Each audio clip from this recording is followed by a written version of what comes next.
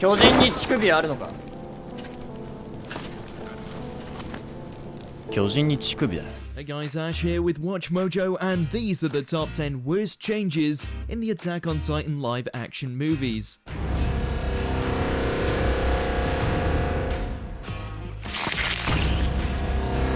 Yes, for this list, we're looking at the narrative choices made across these live-action movies that deviated from the beloved source material, with the results being more than questionable. Look, we're not trying to throw too much shade here, since it's its own thing, but there's no getting around that these changes are bafflingly terrible. Which alteration made you go full Attack Titan? Don't be shy and let us know in those comments. And as always, if there's an anime list you want to see, go to my Twitter at AshJBo and let me know. Number 10, R.I.P. Jean. Starting off as something of a stubborn jerk, over time Jean became a valued member of the Survey Corps, one that was able to keep a cooler head and always come through in the thick of battle.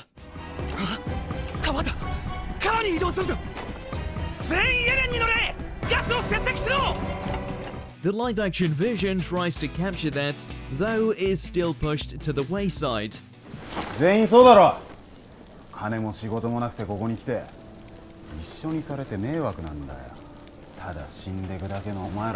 But that's not the big criticism we have here. No, we're annoyed that they killed him off. You have legions of original characters in this flick, but you went ahead and killed off Jean? Why?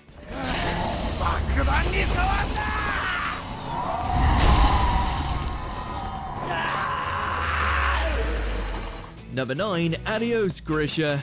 Eren's father has not had an easy life, all of which concluded with a brutal demise via turning his own son into a Titan and being subsequently eaten.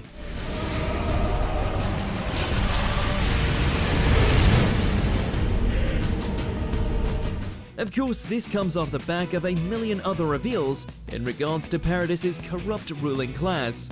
Here, he gets shot to hell by military police because of his experiments with Titan serum. Not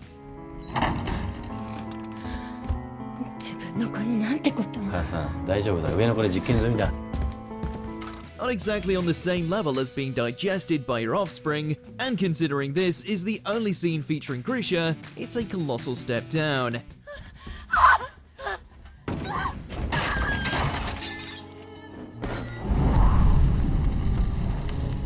Number 8, Man-Made Titans.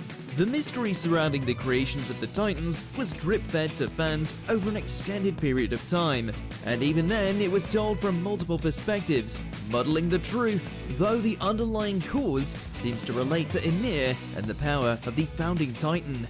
古代よりエルディア人にそのような残虐な文化や風習はなく、何より始祖ユミル様がそのようなことを望まないのでありえない。 The movies, being on a time constraint, decided to do away with all that and simply showed us that, what else, humans were responsible and that the Titans are the aftermath of a man-made virus.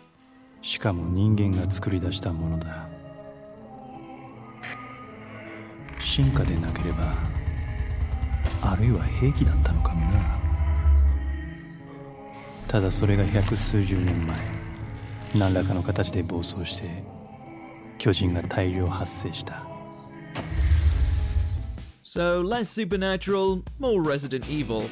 Number 7, no Erwin. Fair warning, these films have a habit of doing away with classic characters from the manga, and instead replacing them with original Japanese characters, or just writing them out of the world altogether. Case in point, Erwin Smith. You know, the commander of the Survey Corps, strategic genius, willing to stand atop a mountain of corpses just to give humanity hope. Yeah, he's not here. While we're happy Hanji made the cut, his absence here feels wrong on so many levels.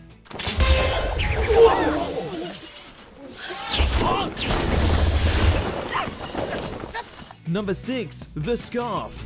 We have plenty more to say about how these films handled Mikasa, but for now, let's focus on how they completely removed her backstory.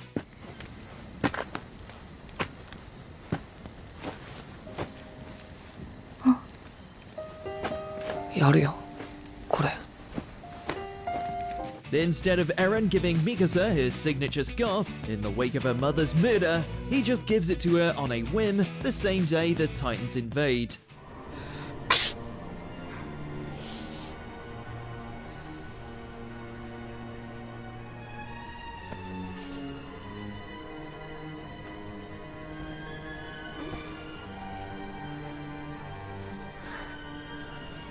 So, there's no trauma for them to bond over, no reason for Mikasa to cling on to Eren, no cause for her to become strong.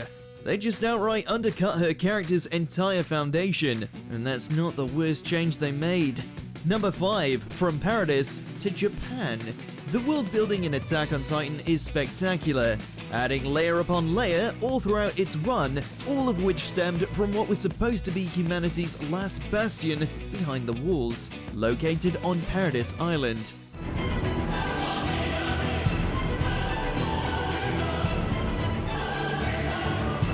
Well, don't get too attached, because the movies instead chose to completely change the setting to modern-day Japan. 長年にわたる平和の代償は惨劇によって支払われました。 While they still have walls to try and keep out the Titans, the original aesthetics are nowhere to be found here. Guess it's a good thing they won't be making a part 3, since this uprooted any future prospects of adapting anything to do with Marley. あれが表町だ。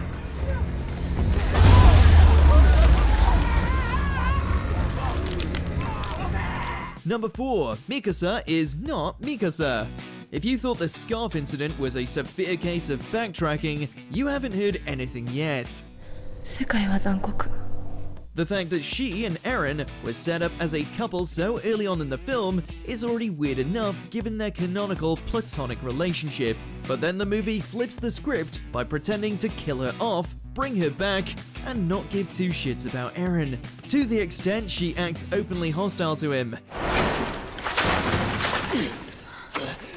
何すんだ。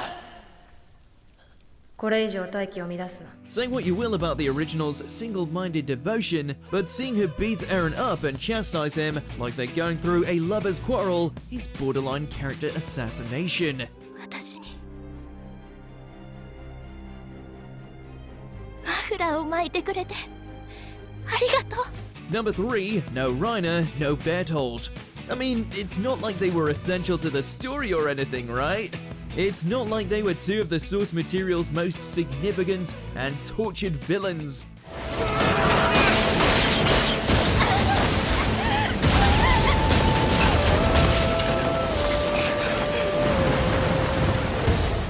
Just swap them out for some other Titan shifters with much weaker motivations. Nobody'll notice. So yeah, hope you weren't a fan of these two. Instead, you get Kubal, the leader of the military police who plans to use the colossal Titan for his own ends. And then there's the wielder of the armored, White Titan. 表皮が違う。 We'll get to him later, trust us. Number 2, Eren's motivation. After witnessing his mother be broken and devoured by a Titan, Eren dedicated his life to slaughtering every Titan possible.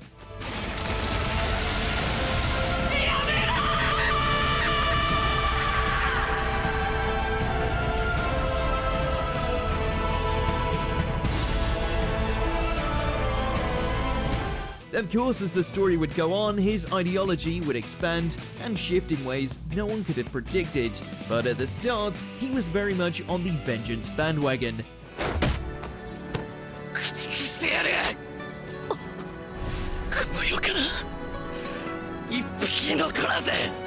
Not so in the live action. This version barely remembers his parents and is only motivated to join the military because he thinks Titans killed Mikasa.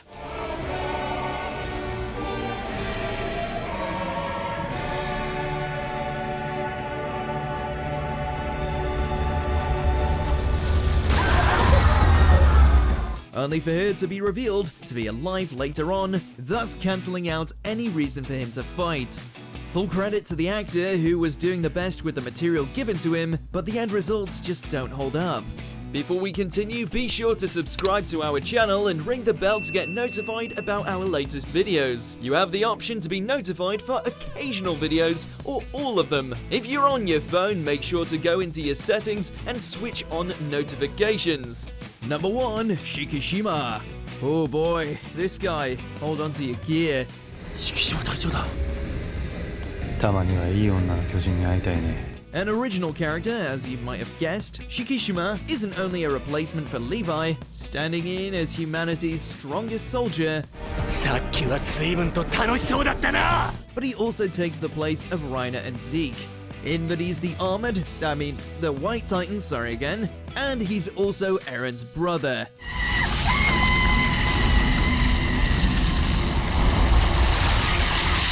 That's so convoluted. Bad enough they brushed off the most popular character in the series and replaced him with someone far less interesting, but to then fuse him with 2 other characters that have radically different motivations, yeah, we cry foul. Yeah, and he also wants to get with Mikasa. Lovely. 初恋の彼。